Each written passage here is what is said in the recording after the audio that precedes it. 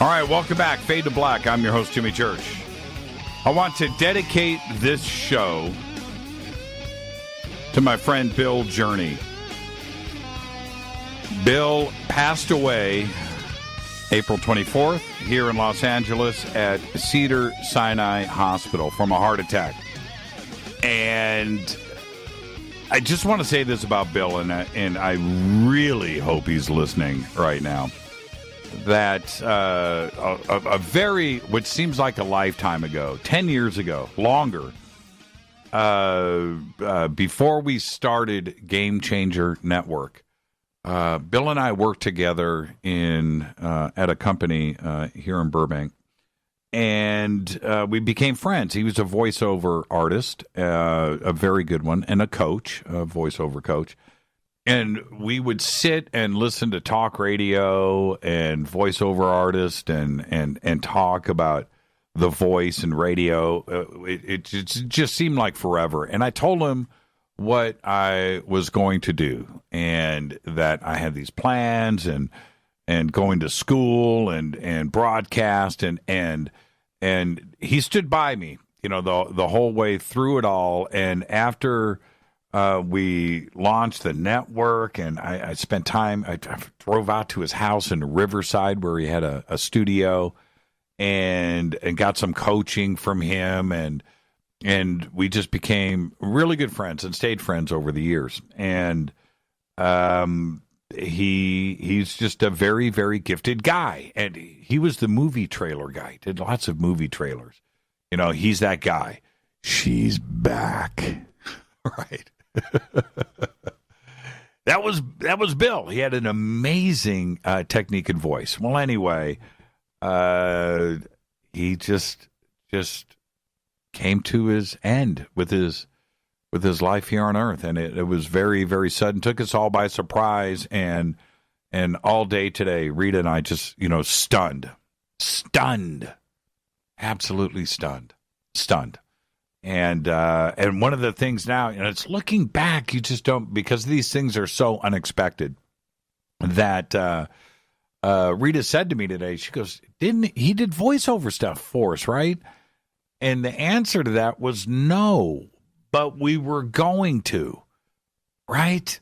We were going to. We had plans. We had talked about it every time, and he visited the bunker a couple of times, and man, just really, really, really bummed. And now, there's no Bill Journey voiceovers here.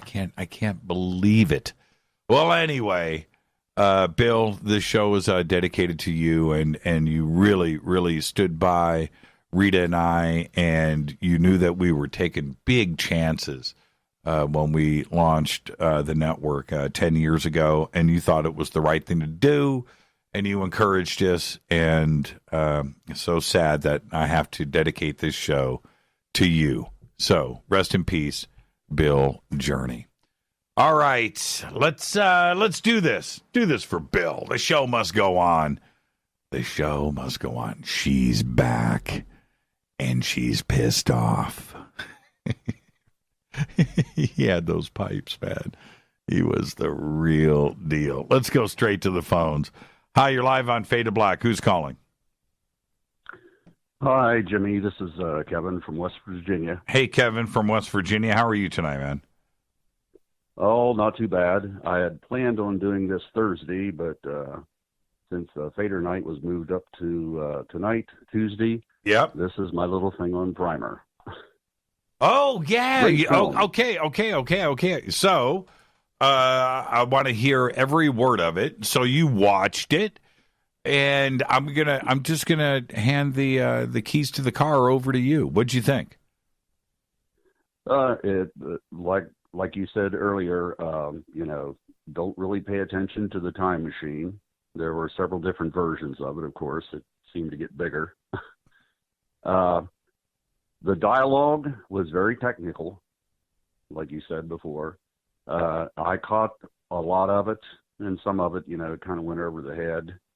But I had read, before I watched the film, actually, I had read what a couple of people have said about the film, And if you get it all in one setting, you're basically lying. Yeah, you're a Because physicist. There's so much in, Yes. there's so much going on in this little independent. And you were right; it was about $7,000, the budget. Right. And not to give any plot away for those who haven't seen it, but if you like time travel films, watch Primer. It's a great gem. I was paying attention to the dialogue, and a couple things I jotted down. And this is not really giving any of the plot away. Sure. But when the two characters were talking, and we're talking about getting something to eat, the word steak and tacos. And the one character said that, he didn't want to do the steak. Let's just grab some tacos on the way back to the shop. The shop being, of course, where they had the time machine. Right, right. And I also heard the word seriously. Seriously, you did? Seriously, yeah. Trippy, isn't it? Yeah, trippy, isn't it? As a Fadernight, where we go through these isms, right, each night on the show, Mm-hmm. And then they pop up in not a film or daily life or whatever. You hear them, and isn't that interesting? I've got to go back now and watch the film again, and check it out for all of that.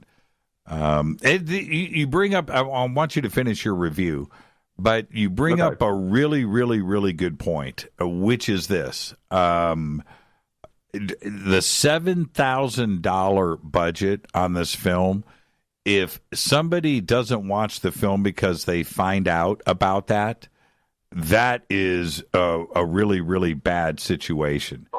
And what I mean by that is, hold on for a second. I seem to have lost. Are you back? Yes, I'm okay. back. Yeah, I lost you there for a second. It would be a great loss because so many people want to see big budget numbers or a big production, and you can't. What is amazing to me about that $7,000 number is how fantastic this movie is with that kind of budget. That is amazing because it's never about the budget. It's not. It's about the screenplay. It's about the characters.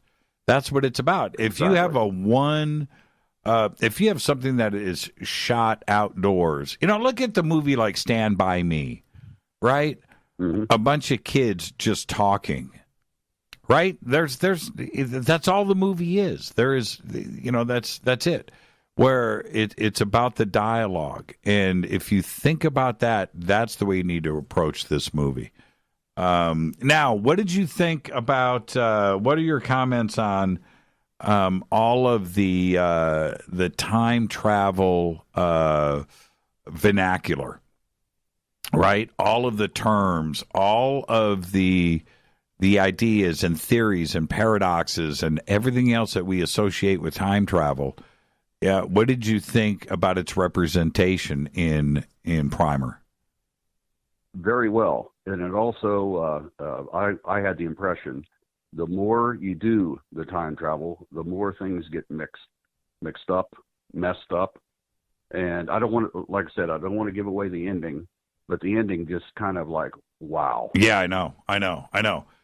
And somebody to put it mildly, it takes everything that you had just seen before to a whole new level. It really does. It really does. It's such a great movie, and I'm glad that you saw it. And now, in the end, thanks for recommending the film. Yeah, my pleasure. And when you get to the end of the film, we keep going back to the $7,000 budget thing. When you get to the end of the film and the credits are rolling, does the refrigerator box time machine or that budget, which you knew about in advance, did that even come into play? It didn't even factor. It doesn't factor. It's that incredible of a movie.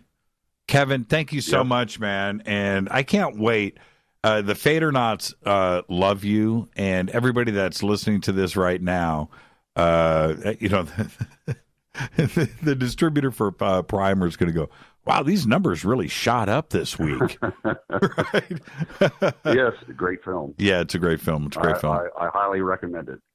And thank you, Jimmy. How many times have you seen it? Once or twice?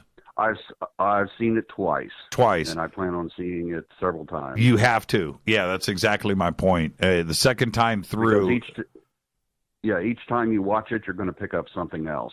Yeah, the second time through for me, I remember the second time through, I was like, wait a minute. As a matter of fact, the second time I saw it, I could not believe I missed 50% of the movie the first time through. The second time through, and then the third and fourth and fifth time, the storyline and the script writing is bleeping genius. And yeah, this is a film that you cannot just start watching and start daydreaming, or look at your cell phone. You have to pay attention. You have to. And those are the kind of films, especially when it has to do with time travel, which I'm highly interested in anyway. And I was just sitting there glued to see where it was going to go next. It's that kind of film. I'll tell you what kind of film it is. If Hollywood went in and did a remake of this, they'd ruin it. Exactly. I guarantee it would be ruined. Kevin, enjoy the rest of your night, man, and thank you for making this Fader night so special. Thank you so much. Thank you, Jimmy. That's Kevin from West Virginia, and I'm telling everybody right now, you just heard it from Kevin. Primer. Primer. It might be, I don't know, it might be the best time travel movie ever made. You've got to check it out, Primer. Let's go back to the phones. Hi, you're live on Fade to Black. Who's calling? Hi, Jimmy. This is Tarita. How are you? Hi, Tarita. How are you? I'm great. Oh, my gosh. I'm so great. Thank you for asking. How are you and Rita doing? It's Tuesday night. Everything is good. Good. I'm glad to hear that. Well, guess what? What? Your challenge has been greatly accepted, and you better be in Washington, D.C. when I arrive there. I'm not kidding. You and Rita better be at my finish line when I get there. Yeah, I'm being serious. You're the first network that I am going public with on it, and I'll kind of tell you a little bit quickly what we're doing.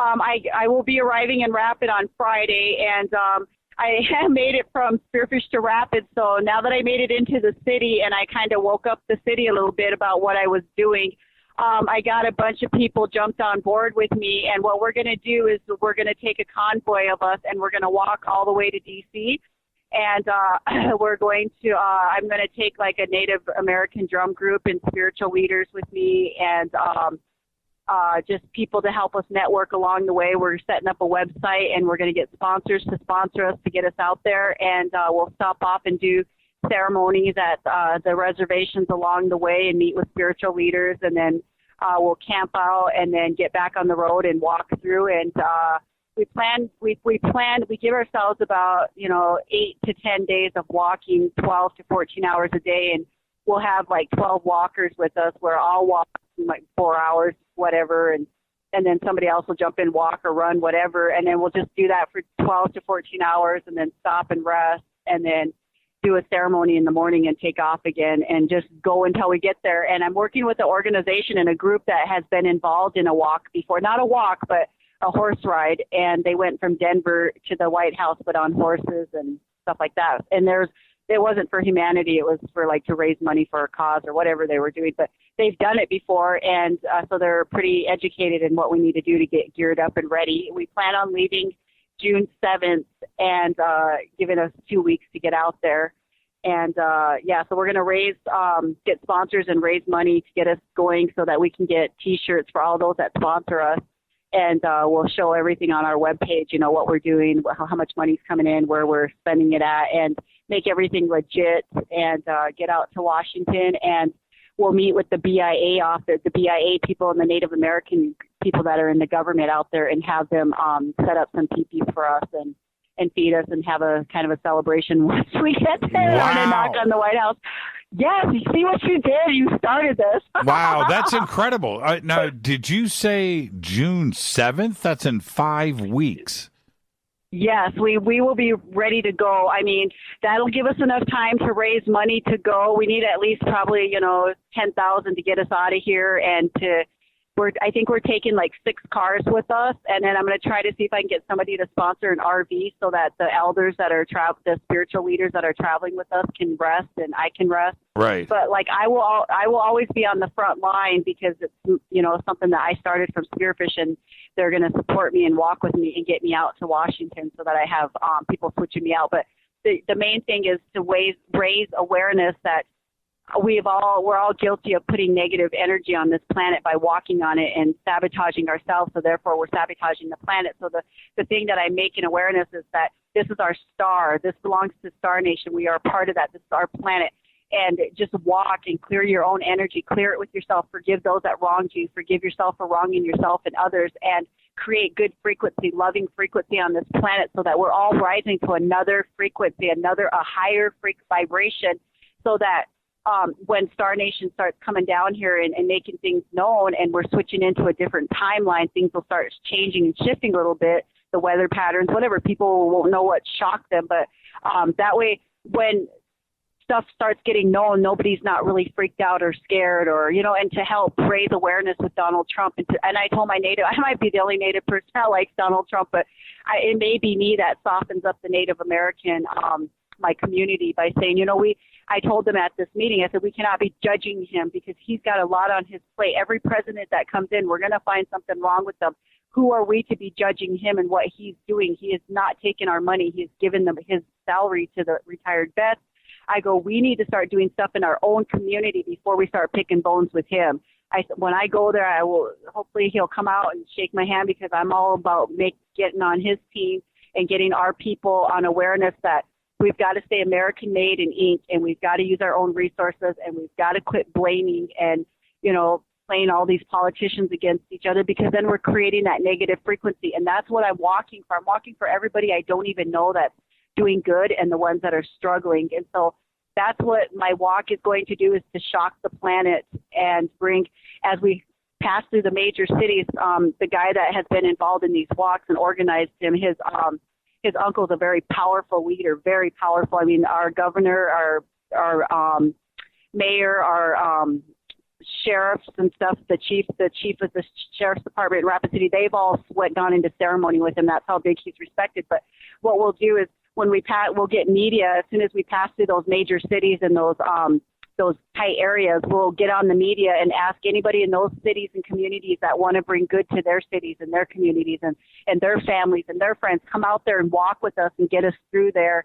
And then they can go back or whatever. They can stay with us, whatever, but just get us through there. And then he said what will happen is we'll clog up with, whoever, maybe 7,500 people will walk with us through their communities or through their cities or their towns, and then we'll keep on going and get through that way. All the way through, we're getting all those communities involved in helping their areas. So it's going to be something that's definitely foot by foot walk for humanity. Nobody's ever done anything of the sort. I mean, people have walked for cancer and organizations and raised money, but this is not to raise money for any of that. And, I told them, I said, whatever we have left over, let's use it and put it into a project in our community in Rapid City or Spearfish when we get back. And so that's what we're doing. I said, my friend Jimmy Church from California, from Hollywood, put me to the test. He said, go take it to Washington, Tarita. I'll be there. I go, and they're like, well, let's take his challenge. I said, all right, that's what's up.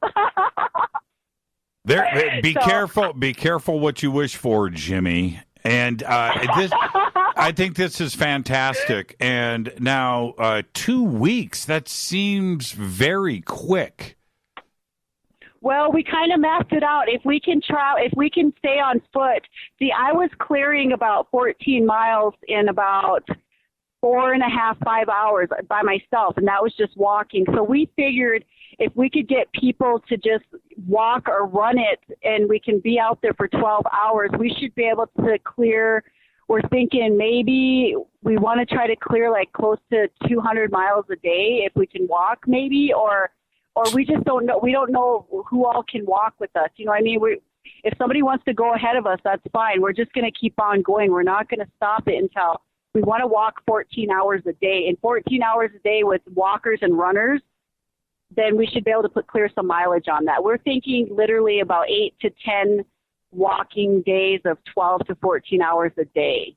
Okay, I'm going to jump in and I'm going to say walking from Spearfish to Washington, D.C. I'm already in Rapid City. Remember, I've already walked it to Rapid City by myself, and that's what made them jump in. Was that it's kind of like I came from the country into the big city, and I'm like, hey, I came here and walked and prayed for good for the planet. They're like, hey, we want to. Let's do this. Let's just take it to Washington. Yeah, you're right. Okay, you've got our support, and so everything that we can do, we will do. We'll help you raise the money, and we'll do all awesome. we'll help you out with some publicity, and we'll throw all of our social media behind you, and awesome. Thank you, Jimmy. Yeah, Rita's down the hall in her studio, but I know that she's very excited about this. This is really really cool. So, Jimmy, we'll do whatever. Jimmy, I kind of gave you some recognition up on my Facebook just to let people know that are walking with me, that are in this organization that I'm walking with, to kind of give them some 411 on you, like who you are, how you're broadcasting, who your wife is, what you guys are about, because that really excited them, that I had a connection out there that was media that could help us. And so what we'll do, Jimmy, is we will have an elder lady with us that will be networking on the computer, and then we'll have networkers back in Rapid City, and we're going to have Fox News and the Native American newspapers help us, or maybe you can too help us contact the local medias as we move into those cities. And we'll have somebody that will be notifying the police departments when we come through on those heavy traffic areas. And we'll have a pilot car that will have Walking for Humanity, Washington, D.C. That'll stay behind us on the side road, on the shoulder. And then we'll go through like that. And then once we get through, we'll team all that. We'll have a front car and a back car that'll be watching for us for our safety. But the biggest thing that I want you to know is that I appreciate everything you and the community, the Fadernaughts, everybody that you're about, what you guys are about. I'm going to go out on the front line, and I'm going to shock this planet and raise people's vibrations. And that way, all of everything that we talk about, anything that is hush-hush, that it will be brought into the light. Things will come out in a loving, kind way, and people won't be scared, and everything can be known for what it is. I have that connection to the Star Nation, that they will provide the way for everything.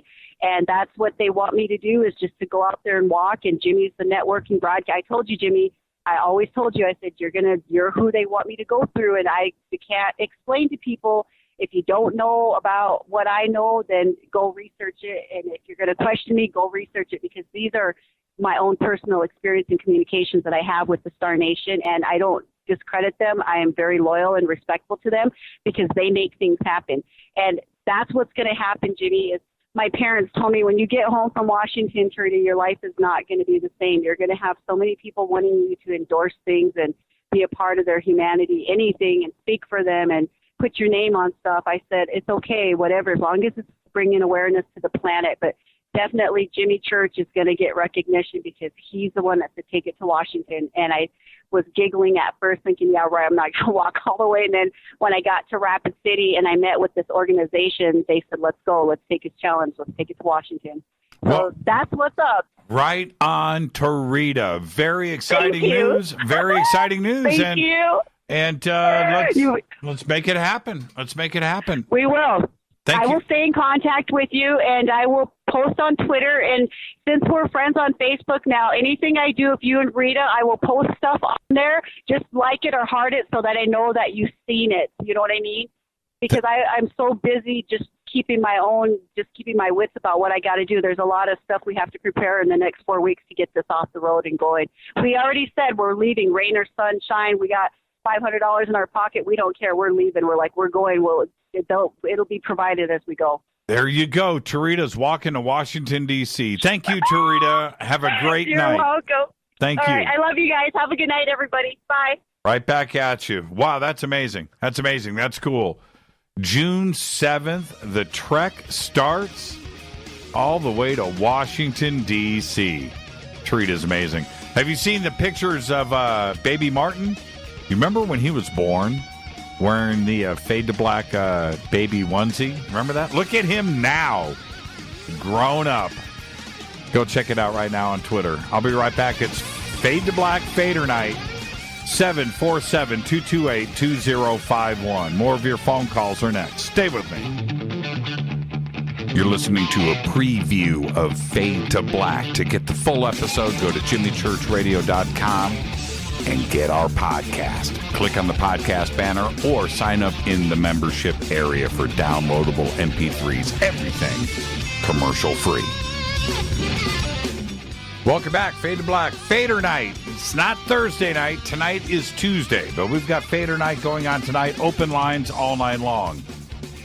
747-228-2051. 747-228-2051.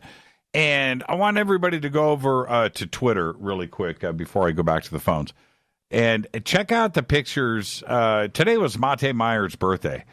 And somehow we got pictures of his son, Martin, baby Martin. And you've got to go over to Twitter and check it out. Hashtag F2B. You can follow me right there, too, at G Church Radio. And I just posted it up there and retweeted. But these are absolutely incredible pictures. And I want one of those coffee mugs. I want one. I like the new shirts, too. Those are really, really cool. But you got to go check out Baby Martin right now and do it over on Twitter. Very, very cool. Okay, let's get back to the phones. Hi, you're live on Fade to Black. Who's calling? This is Nathan in Ohio. Hi, Nathan in Ohio. How are you, man? Pretty good. What I wanted to call you about was some experiences that I have had that speak to the nature of dreaming and their possible connection to ETs. Okay. How do you want to start? Well, I'll just start here. In 2013, around mid-September, I began having frequent nightmares that had persisted to this very day. I mean, it's not like an everyday, constant thing. It was at first, but it's kind of trickled down now that I understand more about it. It is that, without going into any specific dream, I would like to say that with each dream, it was like certain memories about a past abduction would resurface, like it was the key to a piece of my knowledge that had been blocked out of my mind. Not that the context of the dream was about aliens. It was more in the symbolism and in just causing my brain to realize that things were happening. And it really shedded light on the fact that I'd had contact my whole life. And it also opened me up to have experiences with things like shadow people and light beings, things like that. And it was a very stressful time because it happened suddenly. I actually spent some time in the hospital about a year or two afterwards because it was just such a constant. I was constantly having these nightmares, these dreams that didn't feel like they were part of my consciousness, like some other consciousness was directing them and placing them in my head at a certain specific time to get a specific reaction. Mm-hmm. Mm-hmm. Such as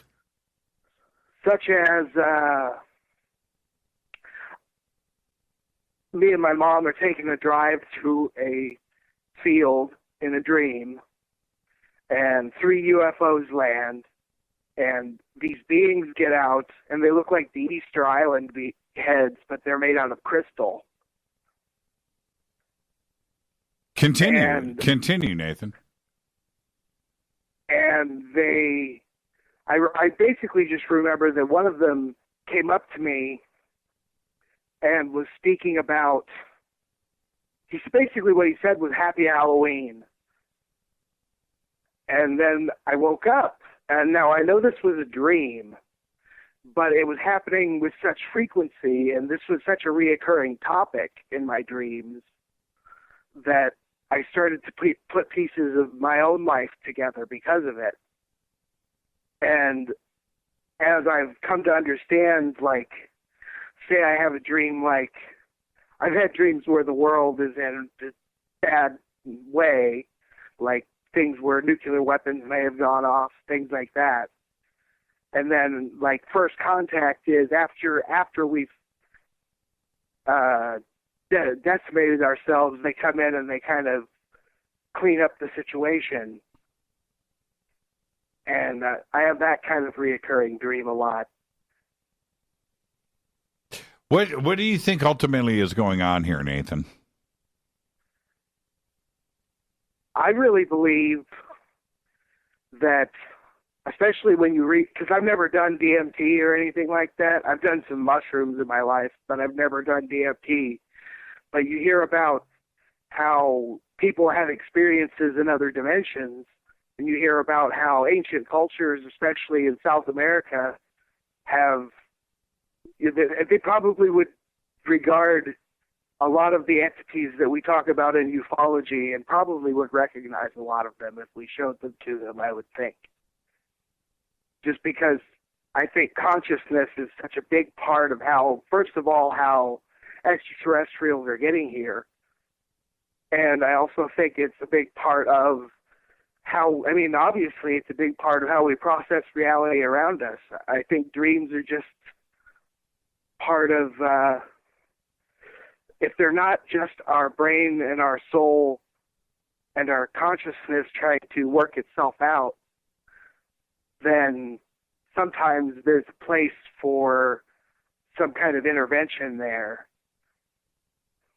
Because it's kind of infrequent that people remember their dreams. I mean, I'll have like 4 or 5 dreams in one night because each one is crazy enough to wake me up, and I go back to sleep, and I have another one.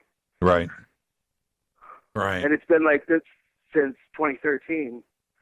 Right, right. The ability to remember dreams, well, for me, it's easy. For others, it's very, very, very difficult. There are times when I know that I'll wake up out of a pretty vivid dream, and then a few seconds later, just go, what? Wait a minute, what was I dreaming about? And I have trouble recalling it.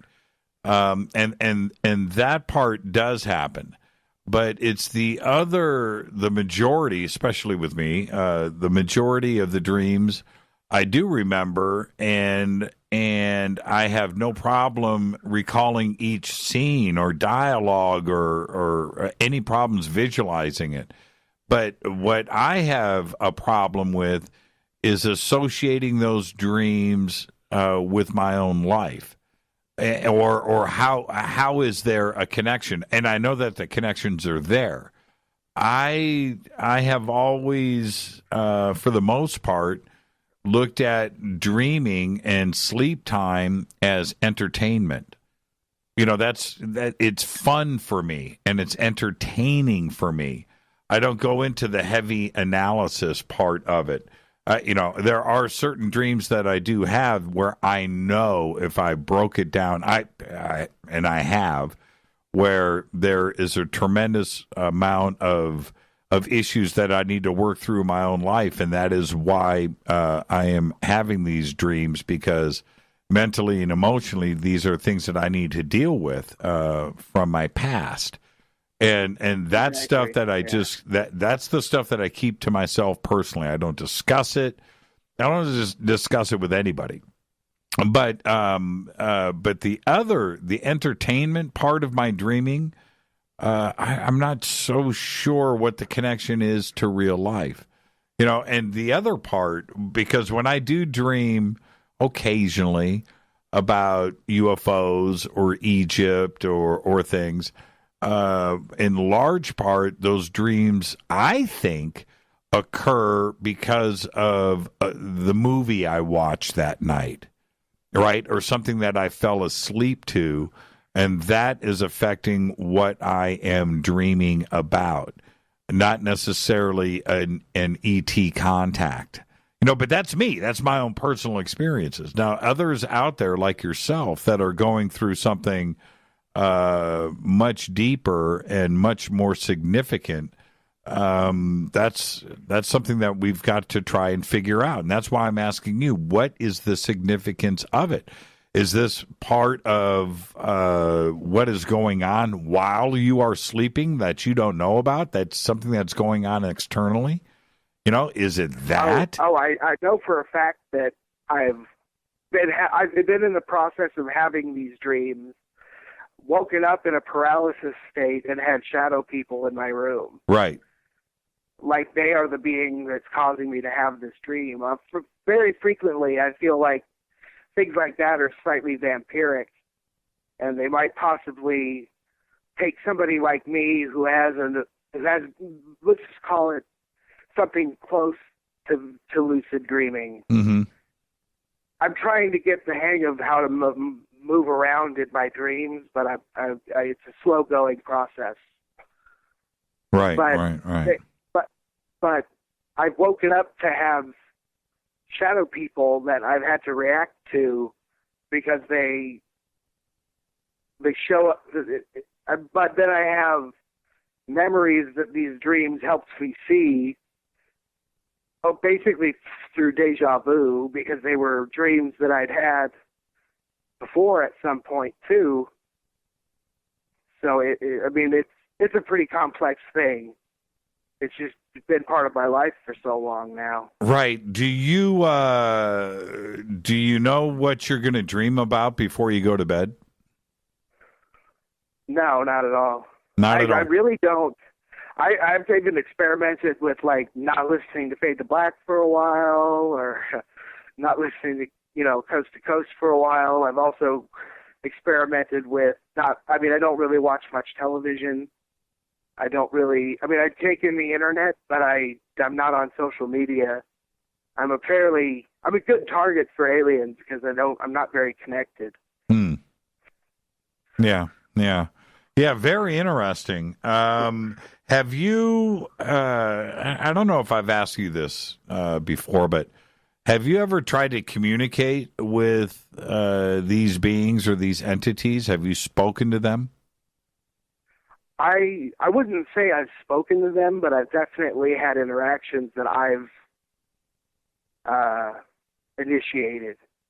But the only times that has happened is if I literally force my will to be. It happened a lot while I was going through this because I was in such a state of anxiety over it, and I don't even think I could naturally work myself up to it. But I've basically, I think I opened a portal in my house using no specific rituals, just basically using my own will, and some things come through this. Because it wasn't a ritual, I don't know how to close it. So I have things that happen around the house, like time anomalies and things like that, that lead me to believe that things are happening in the real world too. Have you had somebody come over and spend the night? A friend? Yes. To go through these experiences with you? No, I'm not. I don't. I haven't really. I don't. Anytime I've tried to discuss this with my family or anybody like that, it kind of puts they want to shut it down. Right. What about getting some webcams set up? I'm thinking about doing that. Get a webcam or two, and just set them up while you're sleeping. You never know, man. You could make a really cool movie. Yeah. Well, thank you, Jimmy, for giving me such a long talk time. Yeah. Thank you, Nathan, and keep us posted, man. I will. Thank you, Nathan. And dreaming is. Thank you for the phone call. Dreaming is a trippy thing. I've never really. Before this program, I never really opened up about my dreams or what I go through. I've only done it on this show, and it's dreaming is a very personal thing for all of us. You know, what you dream, what you really dream, you don't discuss that with anybody. I don't care who you are. The real stuff, it's very personal. And some of it is very, very trippy. That goes down, you know, and some of it can be very scary. I remember I used to. Oh, and I've got some very excellent questions here that have popped in on Twitter, and I'm going to get to them. I promise. R. Scott, I've got your question here, and Eddie in Pennsylvania. I've got your very excellent question here, too, as well. What is this turning into? Is this Fader Night? Is this like the Fader Night AMA night where these questions are coming in via Twitter? But if you guys want these questions answered, they're both excellent, by the way, and I caught them both. So I will get to those. But I used to have this one, and it was, to me, it was so scary, and I couldn't stop the dream, right? I'll get to that part in a second. And then two things happened about this dream that really freaked me out many, many, many years later from when I first started having the dreams, which said to me that they weren't connected at all. But I heard somebody describe the exact same dream, right? And this might have been on television or in a video. But anyway, the exact same dream. And I thought, wow, that's weird. I thought that was mine. And well, anyway, so, and then there was a part two, but I'll get to that in a second. Let me tell you what the dream was. I might have talked about this before on the show, but it's a dream of me and my friends going up. This is when we were teenagers, going up this bunker, literally a bunker on an island down in Panama.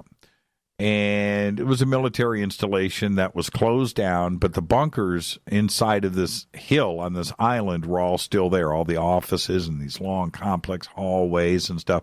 And the entrances to the bunker, you could pull up in this parking lot, and there was like a jail cell, what do you call it? Jail doors, right? With the iron bars, steel bars. But the bottom bars were bent open, and we could squeeze through. And then that would be the bottom of the staircase, all concrete. And then, but it would go up at an angle, probably about 100 yards, 50 yards, 100 yards long, square, concrete stairs that would go up. And at the very top of the stairs, looking up, there's no lights or anything, it's dark. But at the top of the stairs, you could see the white square of daylight at the top where the top of the stairs were. So we would have to ascend these stairs. It took forever to get up. But at the top of this were bunkers and stuff. But the dream was this, of us going up those stairs, and then from the top of the stairs, this little pebble, and you could hear it, would start falling on the stairs. And then by the time it got to us, it was traveling the speed of a bullet, pew, pew, and would shoot past us. And we would avoid, and try to get to the top of the stairs through, and as closer as we got to the top, the more pebbles would be coming down. It was like craziness. And it was a very frightening dream. And I would have it over and over again. Now, what does the dream ultimately mean? And I would wake up like sweating. It was frightening. And I guess, although I never saw it, there was somebody up there or something up there with these pebbles, kicking them down the stairs. And by the time they got to us, they would would kill you, I guess. But that's now, what's the symbolism of that dream? Why have it over and over again? I don't know. I simply do not know. There is something to it about trying to get to the top. In this dream, now in real life, we always made it to the top of the stairs and we did our things in the bunkers and it was an adventure and we did it all the time. But what is the significance of us not getting to the top of the stairs? Never did. Never did in the dreams. And I never talked about this stuff. This dream, which happened over and over again throughout my life, it's not like I went to some analyst, some doctor, right? Some psychologist, psychiatrist, and discussed this dream, or I talked about it with friends or family or whatever. I never did. I kept it to myself all the way up to this show. And what is the significance of it? And I know that there must be something there. Yeah, kept it to myself. And other dreams that I used to have that, really honestly bothered me a lot they stopped. They stopped. Some of the dreams I don't have anymore. And I don't go and search for them. I don't go. The other dreams that I want to go in and enjoy, my entertainment stuff, are not the dreams that used to freak me out. And there were just over and over and over again these dreams that I don't know why. They've completely stopped. Yeah. Very, very strange stuff. Dreams are unbelievable. All right, if you're on hold, stay right there. This is Fader Night. It is Tuesday night. I know what you're thinking. It's Tuesday night. What's going on here? It's Tuesday. It's not Thursday. I know. Richard Dolan is going to be here with us on Thursday night. We're doing Fader Night tonight. Open lines all night long. 747-228-2051. This is Fade to Black. I'm your host, Jimmy Church. More of your phone calls are next on the Game Changer Network and KGRA The Planet. Stay with us.